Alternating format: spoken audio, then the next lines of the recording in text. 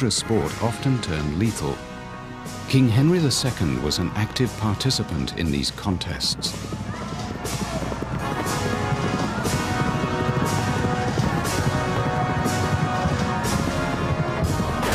But in 1559, the king was mortally injured in a jousting accident and died in agony.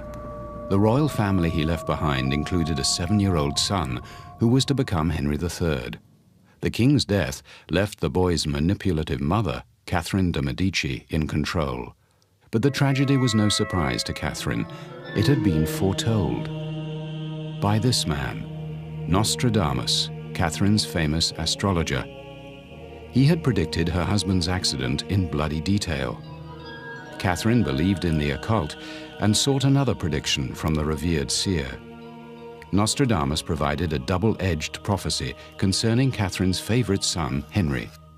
Although he wasn't the next in line to the throne, Henry would rise to be king. But once king, he would bring shame to the throne of France and an end to his dynasty.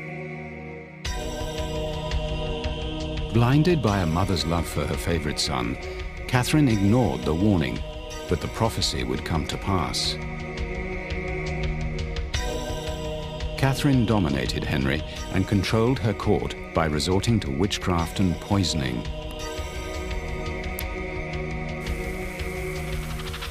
In an unsettled time when France was torn by bloody religious conflicts, Henry grew up shadowed by the sinister prediction and surrounded by court intrigue.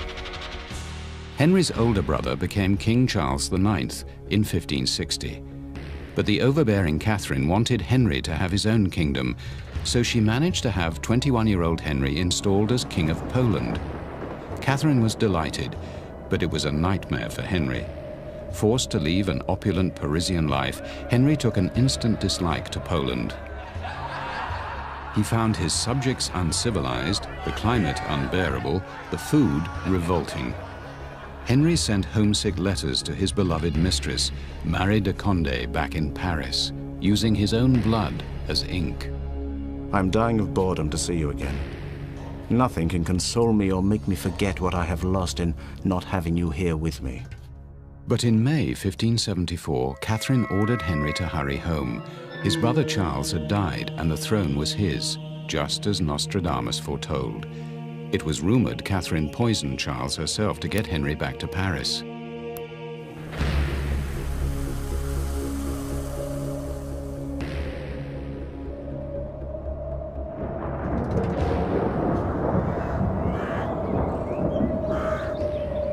Henry was glad to quit his eastern kingdom, but he had to give his Polish nobles the slip. So he summoned them to a sumptuous banquet where he feasted them with spiced meats and vats of alcohol. When his guests fell asleep, Henry donned a disguise and ran away. The nobles woke to find their king had disappeared.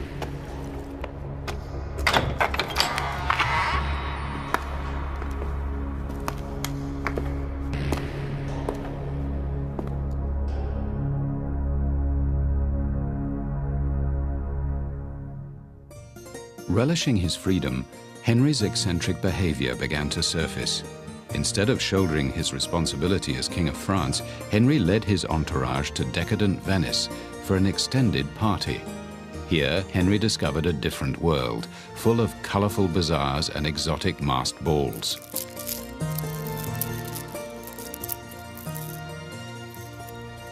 Succumbing to his sensual yearnings, Henry experimented with sexual ambiguity, dressing up and exploring erotic possibilities. It led him to contract syphilis. But the party stopped when Henry ran out of money and had to return to his mother Catherine and France. When Henry returned home, he received news his longtime love, Princess Marie de Condé, had died. Deeply affected, he suffered an emotional breakdown. The King of France would never be the same again. The grieving king locked himself in a room of the Louvre Palace, refused food and drink, and allowed access only to the royal tailors.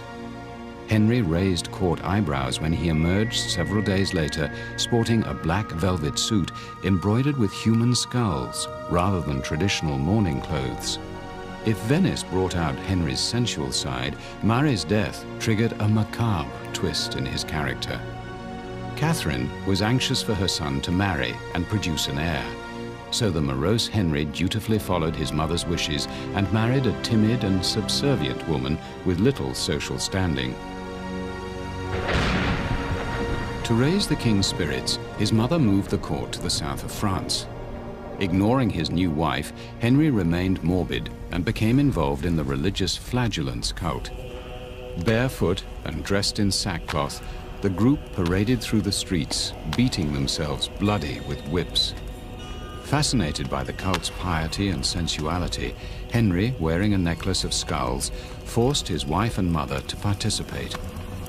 Catherine tried to curb her son's excesses and encouraged him to produce an heir. But the King of France was sexually ambiguous and perhaps sterile because of his venereal disease.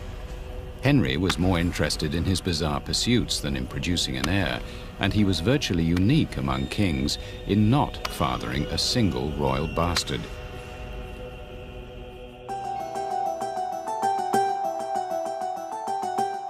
Returning to Paris, the eccentric Henry's behavior took another bizarre turn. Shirking the responsibilities of a ruler, the king gathered a group of young male courtiers, contemptuously known as the Mignons, his sweeties. Nicknamed Princes of Sodom by an outraged Parisian press, the beautiful, athletic young men paraded in public, plastered in rouge and dripping with jewels. Dressed in a woman's bodice, cuddling poodles, the King of France led his sweeties through the streets of Paris. Even at manly jousting events, Henry and his friends dressed up in flamboyant, effeminate finery. Sparing no expense, the king showered his young favorites with lavish gifts, from pet monkeys to jewel-encrusted costumes. As one observer noted, "One did not know whether it was a woman king or a man queen. These fine mignons, with their painted faces and long hair, are like the whores in the brothel quarter. Their frilled ruffs are over half a foot wide, and when you see a head sticking out above the pleats, you could mistake it for the head of John the Baptist on Salome's platter."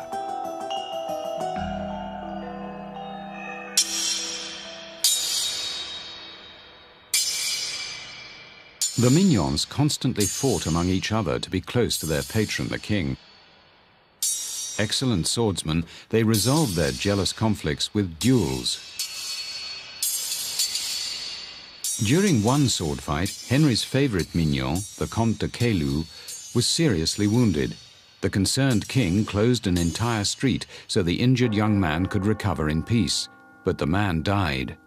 The devastated king insisted on honoring his friend with a state funeral and always kept a lock of the fallen favorite's hair. In the fight for power, intrigue and murder became an everyday occurrence at Henry's increasingly debauched court.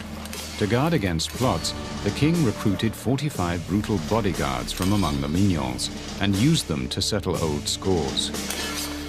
The king heard two enemies, the Duc de Guise, charismatic leader of fanatical Catholics, and his brother, a cardinal, were plotting against him. Henry summoned 10 guards, gave them daggers, and then looked on as they cut down the Catholic leader.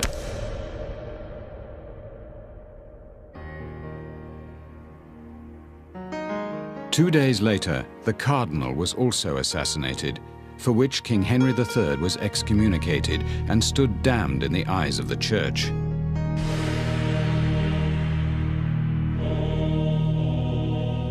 At a time of religious strife, the king had further alienated the powerful conservative Catholics. It would come back to haunt him.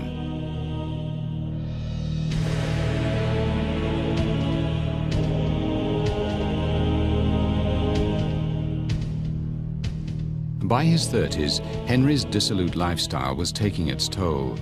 Serious bouts of the debilitating syphilis he picked up in Venice began to prematurely age the young king.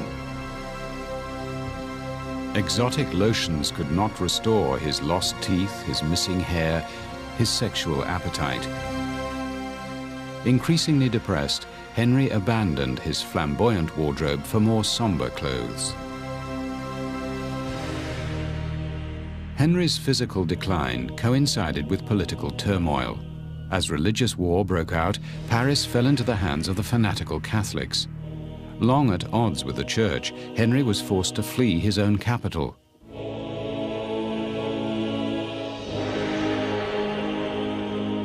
In exile from Paris, unprotected by guards, Henry was in his bedroom one night when a zealous Catholic monk broke in. Angered by the king's past decadent behavior, the monk stabbed Henry to death.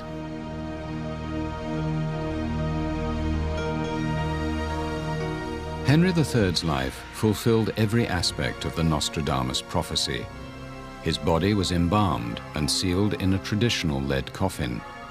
But Catholic fanatics still controlled Paris and refused to let the king be buried at the traditional royal resting place here in the Cathedral of Saint-Denis. Henry's corpse lay forgotten in a monastery for 21 years until he was finally laid to rest in the cathedral. Bizarrely enough, the eccentric monarch lies sealed inside a marble casket on top of a strangely carved column. And all that remains is Henry's embalmed heart.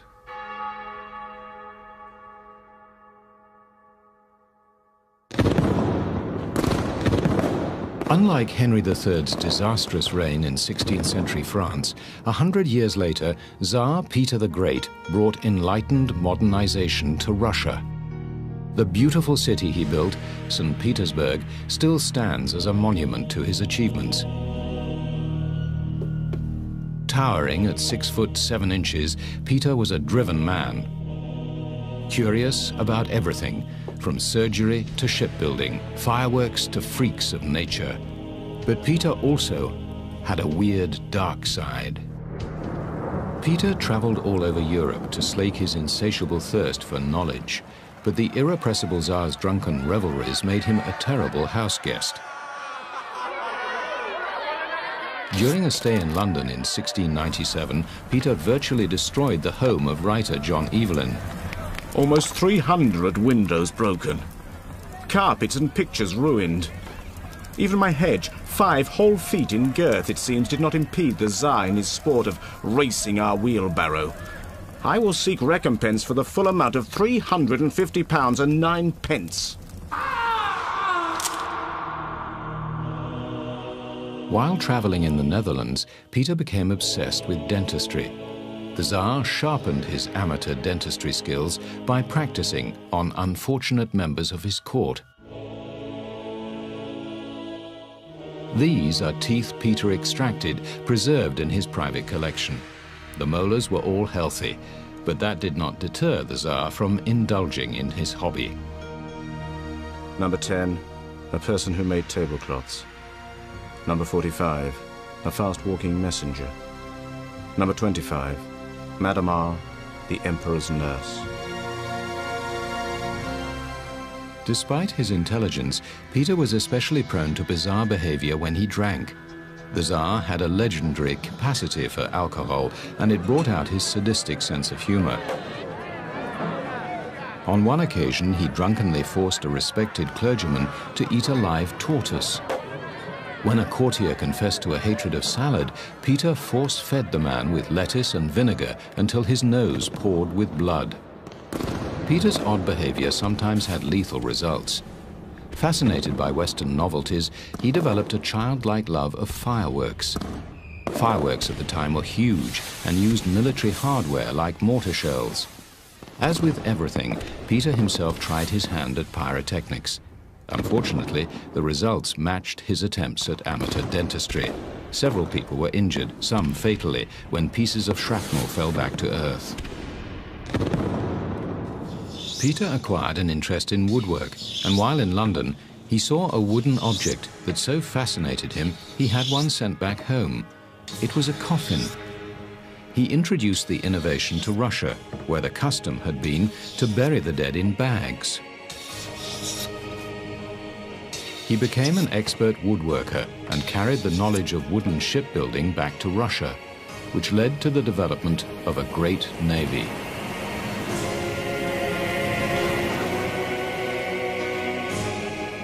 During Peter's frequent absences from Russia, his palace guard conspired to revolt against him. When Peter returned home, he ordered 799 men to be tortured and executed. Their bodies were left to rot on the battlements of the Kremlin in Moscow as a lesson to others. Legend has it that each crenellation along this wall represents one of the Tsar's victims. The Tsar enjoyed seeing others suffer to keep pace with him. After one night of heavy drinking, Peter had his guests cut wood for him. Then came a breakfast of a bottle of brandy each, followed by a brisk horse ride. It was said that being Peter's friend was like walking on a volcano.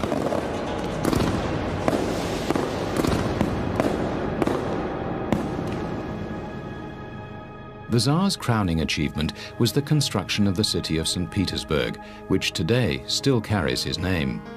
And his favorite building was the Kunstkammer Museum.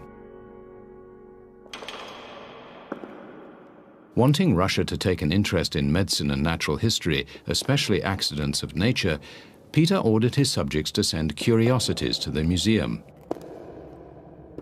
Opened in 1714, the Kunstkammer houses one of the world's most bizarre royal collections. Closed to the general public, for the first time we offer a glimpse into the private world of Peter's obsessions. It was here Peter and his physicians convened for autopsies. The exhibits include the Tsar's personal scalpels, which he used for dissecting bodies. And Peter carved these ivory and bone models of an eyeball and an ear, a testimony to his skills as a craftsman and his fascination with anatomy. Traditionally superstitious, Russians killed accidents of nature at birth and threw them in rivers. Peter urged his subjects to preserve them in vodka and send them to the museum. The Tsar refunded their expenses and even paid for the vodka.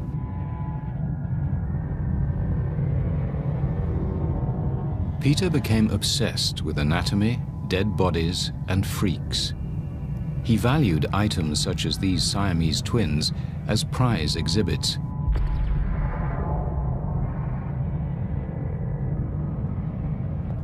A giant named Bourgeois worked in the museum, and when he died, he became one of the exhibits.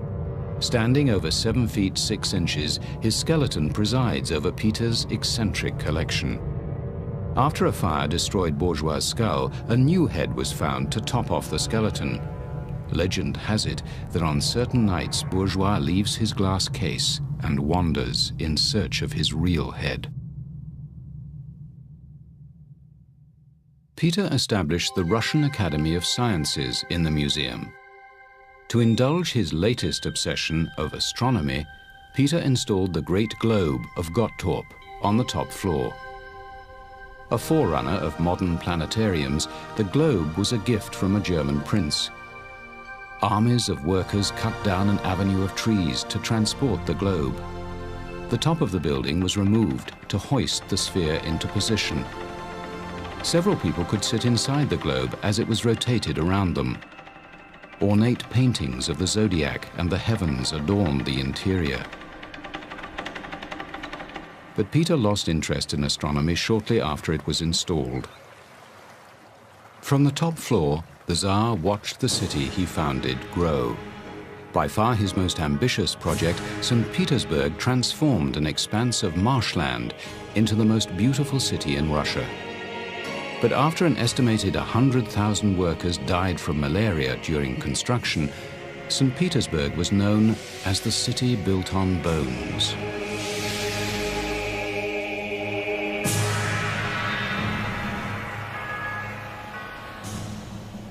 Advised by the extravagant mayor of St. Petersburg that a king should have a big house, the Tsar decided to build the Palace of Peterhof on the shores of the Baltic. Having visited the French court, he constructed what was described as the Versailles by the Sea, the most northerly palace in Europe. The best European architects and engineers, with the labor of 5,000 workers, built a 22-mile-long canal, and laid hundreds of miles of underground pipes for ornate fountains.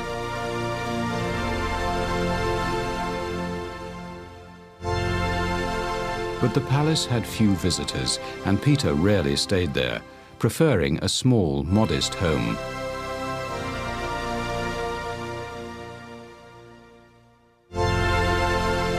Besides introducing scientific knowledge to Russia, Peter's travels also generated some strange ideas. To make Russians look more like elegant Europeans, Peter ordered all his subjects to shave. And to raise extra money for his extravagant projects, Peter introduced a beard tax and fined those who refused to shave. The Tsar first introduced his tonsorial obsession to the royal inner circle during one of his customary drinking sessions. He ordered a barber to shave the assembled guests with the same increasingly blunted razor, so that men at the end of the table left the room scarred for life and covered in blood. When Peter suffered severe abdominal pains, he experimented on himself by allowing his physicians to probe and prod his bladder without benefit of anesthetic. He passed a giant kidney stone, which gained him a brief respite from the painful condition, and quickly resumed a hectic schedule of inspecting factories and workshops he had established. During one of his inspection tours, Peter was caught in a storm as a boat carrying soldiers was about to be swept out to sea. The Tsar leapt into the icy waters and saved the men. But Peter's bravery proved his undoing. That night, he was gripped by chills and fevers. In the early hours of January the 28th, 1725, Peter the Great died. He was 53. Today, his death mask is on display in the Kunstkammer. Peter the Great had become an exhibit in his own museum, alongside his bizarre collection of curiosities. Peter the Great imposed his bizarre obsessions on Russia, while French King Henry III's impulsive behavior damaged France and brought down his dynasty. What might have been weird eccentricities assumed sinister implications in all-powerful monarchs when they became obsessed and consumed by the world of the bizarre.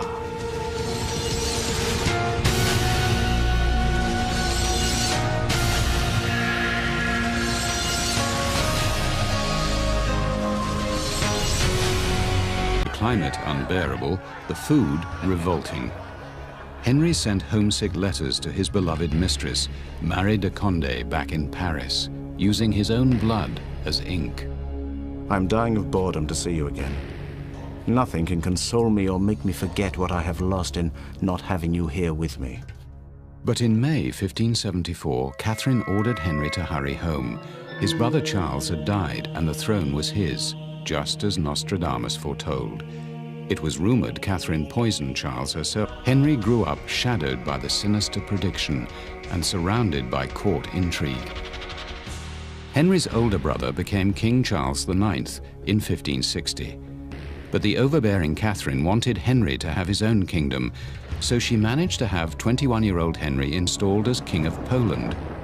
Catherine was delighted, but it was a nightmare for Henry. Forced to leave an opulent Parisian life, Henry took an instant dislike to Poland. He found his subjects uncivilized, but the tragedy was no surprise to Catherine. It had been foretold by this man, Nostradamus, Catherine's famous astrologer. He had predicted her husband's accident in bloody detail. Catherine believed in the occult and sought another prediction from the revered seer. Nostradamus provided a double-edged prophecy concerning Catherine's favorite son, Henry. Although he wasn't the next in line to the throne, Henry would rise to be king. But once king, he would a sport often turned lethal. King Henry II was an active participant in these contests.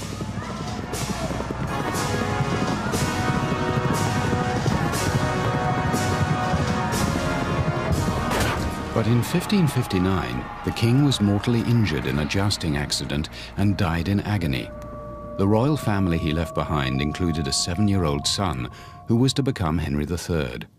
The king's death left the boy's manipulative mother, Catherine de' Medici, in control, brings shame to the throne of France and an end to his dynasty.